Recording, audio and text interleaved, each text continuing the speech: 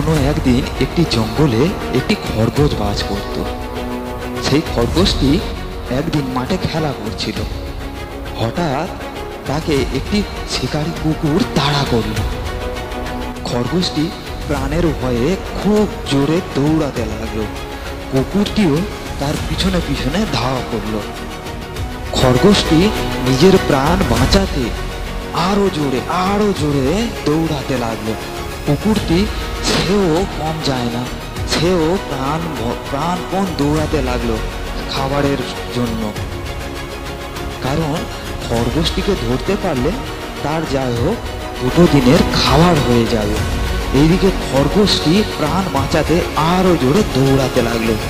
তাদের এই তামাশা দেখছিল দূরে একটি ছেলে।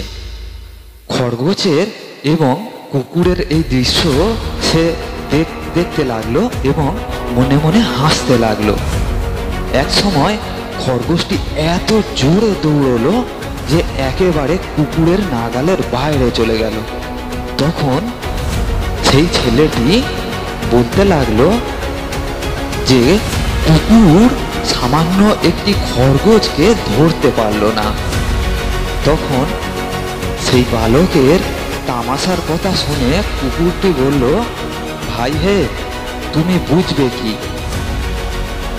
খাবারের জন্য আপ্রাণ চেষ্টা এবং জীবন বাঁচানোর জন্য আপ্রাণ চেষ্টা, এই দুটো চেষ্টার ভিতরে ফারাক আছে।